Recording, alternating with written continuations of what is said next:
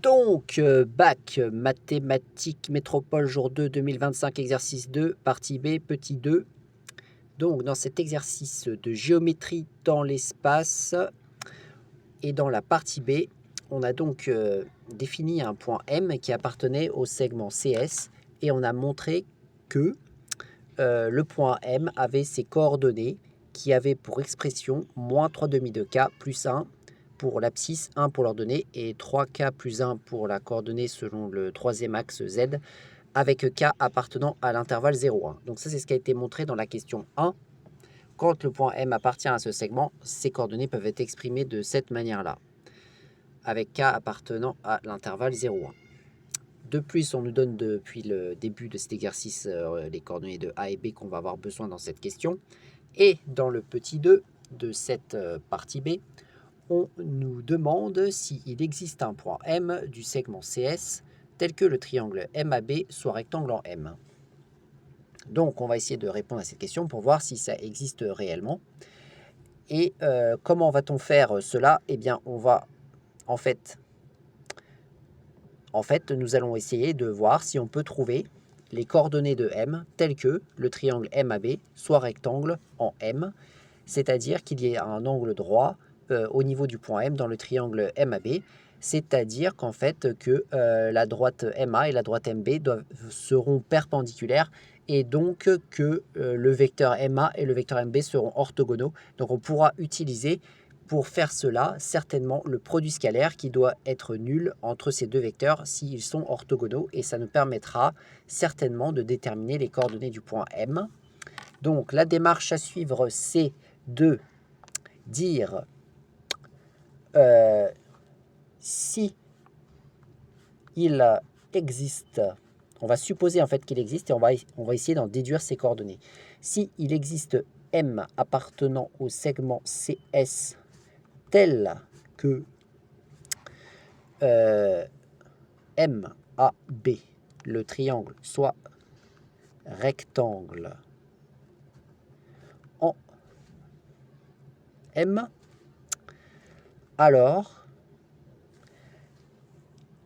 M aura pour coordonnées moins 3 demi de K plus 1, point virgule 1, point virgule 3K plus 1, d'après la question 1 de cette partie B. Donc déjà, c'est sûr que M doit appartenir à CS, donc ses coordonnées doivent s'exprimer de cette manière-là. Et MA scalaire MB devra être égal à 0. Pourquoi? Parce qu'il devrait y avoir un angle droit au niveau de M, et donc les deux vecteurs MA et MB seront orthogonaux, et donc leurs produits scalaires seront nuls. Donc en fait, il y a ces deux choses à vérifier. Et donc ces deux choses, on va justement les combiner, parce qu'on va, pour exprimer ce produit scalaire, déjà déterminer les coordonnées du vecteur MA et ensuite du vecteur MB. Donc, allons-y, essayons de déterminer les coordonnées du vecteur MA. Donc, on commence par les coordonnées de vecteur du point à l'extrémité, c'est-à-dire A. Donc ici, on aura moins 1, moins les coordonnées du vecteur à l'origine, c'est-à-dire M, qui est exprimé en fonction de K. Donc ici, ça nous donnera moins 3 demi de K plus 1 entre parenthèses. Ensuite, on passe à l'abscisse, 2, moins l'abscisse de M, 1. Ensuite, on passe à la coordonnée selon Z, 1 pour A et 3K, entre parenthèses, 3K plus 1. Donc c'est important de mettre des parenthèses parce que là, on a un moins devant. Donc il est quand même important de mettre ces parenthèses. Donc là, on a le vecteur MA, mais on va réduire un petit peu ses coordonnées. Donc là, en ouvrant la parenthèse, ça va donner 3 demi de K moins 2, si les calculs sont bien faits. Ici, il y a 1. Et ici, on va avoir juste moins 3K. Voilà, on va se retrouver avec cette expression pour le vecteur MA. Maintenant, on va passer au vecteur MB. On a besoin aussi de ses coordonnées. Donc pareil, on commence par le point d'extrémité pour déterminer ses coordonnées et on soustrait le point de l'origine, les coordonnées du point de l'origine. Donc pour l'abscisse de B, ce sera 1, moins l'abscisse de A qui est toujours le même, moins 3 demi de K plus 1. L'ordonnée de B qui est moins 1, moins l'ordonnée de M qui est 1.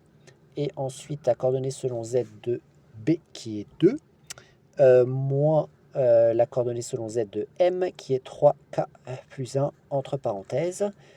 On réduit tout cela. Ici, il va nous rester juste plus 3 demi de K pour l'abscisse du vecteur MB. Pour son ordonnée, il va y avoir moins 2.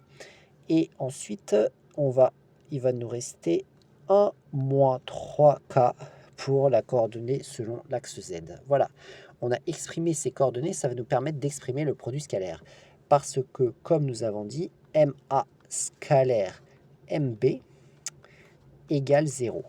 Et nous allons exprimer ce produit scalaire avec les coordonnées parce qu'on sait que quand on est dans un repère orthonormé, quand on fait le produit scalaire de deux vecteurs, on fait le produit d'abscisse par abscisse, ordonnée par ordonnée, coordonnées selon Z fois coordonnées selon Z, et on additionne tout ça et ça fait le produit scalaire. Donc ici, nous sommes dans un repère orthonormé, donc nous allons faire cette règle. Donc on va multiplier l'abscisse de MA par l'abscisse de MB, ce qui nous donnera 3 demi de K moins 2 facteur de 3 demi de K plus, donc là on passe aux ordonnées, 1 fois moins 2, parce que 1 c'est l'abscisse de MA, moins 2 c'est l'abscisse de MB, l'ordonnée je veux dire de MA et l'ordonnée de MB, plus ensuite on fait la coordonnée selon Z, moins 3K, multiplié par 1 moins 3K pour la coordonnée selon Z des deux, et tout ça c'est toujours égal à 0. Alors on va continuer le calcul, donc il va y avoir des K au carré là, donc on développe avec la distributivité simple, ici ça va donner 9 quarts de K au carré, ensuite là en développant ça va juste donner moins 2K, parce que les... qu'est-ce que je veux dire, moins 3K plutôt, moins 3K parce que les deux s'enlèvent, il y a 2 en haut et en bas qui se simplifient, il va y avoir ensuite ici moins 2, et là pareil on développe, donc moins 3K fois 1, ça va nous donner moins 3K, moins 3K fois moins 3K, ça va nous donner plus 9K au carré, voilà, et tout ça c'est égal à 0. Bon, bah, on poursuit le raisonnement, donc bah, là on va réduire et on va obtenir une équation du second degré, hein. Donc on va essayer d'analyser ça. Donc on va additionner le 9 quarts de K avec le 9K carré. Bon, il va falloir mettre au même dénominateur. Voilà, donc ça va donner, donc on va déjà les rapprocher, notre 9 quarts de K carré plus 9K carré. Là, moins 3K, ça donne moins 6K quand on les additionne. Et au niveau des nombres seuls, il reste moins 2, donc tout ça c'est égal à 0. On va additionner ça, on met au même dénominateur, donc il faut ici mettre sur 1 et multiplier par 4 en haut et en bas. On va donc avoir 36, 36 plus 9, ça fait 45, donc on obtiendra 45 K au carré sur 4 moins 6K moins 2 égale 0. Alors pour retirer cette fraction qui est en facteur du K carré, on peut multiplier des deux côtés par 4, ça permettra de supprimer le 4 qui est ici. On obtiendra donc 45K carré, 6 fois 4, 24K, moins 8 égale 0. Donc là, j'ai multiplié par 4 partout pour supprimer ce dénominateur. Et donc, nous obtenons cette équation du second degré. Donc, si on va essayer de trouver K, ça nous permettra de trouver les coordonnées de M et ensuite donc d'en déduire qu'il existe bien un point M qui vérifie que le triangle MAB est rectangle en M, à condition qu'on trouve un K qui nous convienne, parce qu'il faut qu'il appartienne à l'intervalle 0, 1, hein, attention, hein. Donc bah là, on va visiblement, bon, c'est pas quelque chose d'évident, donc on va faire le discriminant. Donc le discriminant, c'est B carré moins 4AC, parce que c'est une équation du second degré. Donc du coup, ça va donner moins 24 au carré moins 4 fois A, c'est-à-dire 45 fois moins 8. Voilà, on va arriver à cela. Égal. Alors, qu'est-ce qu'on va obtenir? Donc ici, de toute façon, ça va être un plus. On obtiendra 32 fois 45. Ici, ça va donner 24 fois 24. Voilà. Voilà. Donc, on arrive à ça. Bon. Comment calculer ça de manière assez rapide?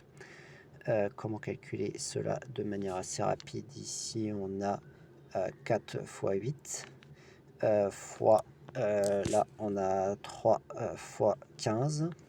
Donc 3 fois 8, ça nous fait 24. 24 fois 24 plus. Donc on va pouvoir factoriser par 24. Ça va donner 24, 24 fois 24 plus 60. Et donc ça nous donne 24 fois 84. Voilà, on arrive à ça. Ce n'est pas un carré parfait, mais en tout cas, c'est supérieur à 0. Voilà, donc c'est possible de calculer au maximum. Mais si c'est supérieur à 0, ça veut dire que cette équation admet deux racines. Cette équation admet deux racines. Et par conséquent, eh bien, on va pouvoir déterminer ces deux racines. Donc il y aura la première racine qui sera K1, qui sera égale à moins B. Donc moins B, qu'est-ce que c'est que B? C'est 24, donc ça fera plus 24, moins racine de 24 fois 84, qui est le discriminant, sur 2 fois, donc 2 fois A, c'est-à-dire 2 fois 45, voilà. Voilà, on obtient cette première racine et la deuxième racine, ce sera K2 qui sera égal à 24, enfin la même chose mais avec un plus entre les deux. Racine de 24 fois 84 sur 2 fois A, c'est-à-dire 2 fois 45. Et maintenant, on calcule ça normalement pour trouver si le cas en question. Alors ici, il faut remarquer que, moi j'ai remarqué que ici, ça ce serait négatif. Donc là, ça va pas aller parce que il faut que K appartienne à l'intervalle 0,1. Donc ici, ça ce sera négatif puisque là, on a quelque chose de plus grand que 24 au carré. Donc du coup, ça va donner 24 moins quelque chose de plus grand que 24 et ce sera négatif. Donc ici, ça va être positif. Mais la question, c'est se demander est-ce que ça appartient à 0,1 parce qu'il faut impérativement que K appartienne à 0,1. Donc c'est à se demander. On va regarder parce que là, moi personnellement, je n'ai pas de calculatrice, mais est-ce que ça va être supérieur à 1 ou inférieur à 1? C'est la question à se poser. Et si on trouve que c'est entre 0 et 1, on aura répondu à la question. Donc là, au dénominateur, on a 90. La question, c'est est-ce qu'au numérateur, ça donne quelque chose qui est plus grand que 90 ou plus petit que 90? C'est ça qu'on doit se demander. Donc en haut, ça nous donne 24. 24. Ici, on a 4 fois 21. Là, on a 4 fois 21. Ici, on a 4 fois 6. Ce qui va permettre de nous sortir un 4 de la racine. 4. Et ici, il va nous rester 6 fois 21. Ce qui va nous donner 24. Voilà, 24. Plus, et là je remarque qu'ici on a 3 fois 2, et là on a 3 fois 7. Donc on va pouvoir encore sortir 3, et ça va faire un 12 devant. Donc ça fera 12 racine de, et ici il nous restera 14 à l'intérieur. 14 sur 90. Voilà, 90. Très bien. Eh bien, est-ce que ça, c'est plus grand ou plus petit? Enfin, est-ce que le numérateur est plus grand ou plus petit que le dénominateur? C'est probable qu'il soit plus petit parce que, bon, à combien est égale racine de 14 environ? C'est compris entre 3 et 4. Bon, imaginons qu'au maximum, ce soit égal à 4. Ici, on aurait par conséquent 48.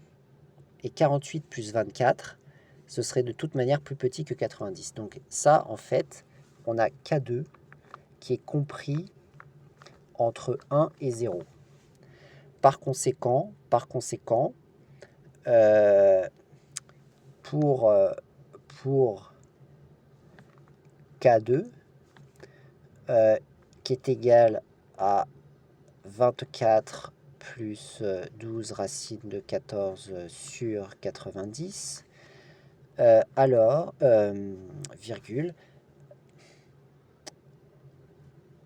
le point M, le point M, qui a pour coordonnées, donc on ne va pas calculer ces coordonnées naturellement, mais ça sera moins 3,5 de K2 plus 1, on remplace le K par K2, point virgule 1, point virgule 3 K2 plus 1, et tel que MAB et rectangle en M. Voilà, sachant que M également appartient au segment CS. Donc toutes les conditions sont vérifiées. Donc normalement, il existe bien un point M du segment CS tel que MAB soit rectangle en M.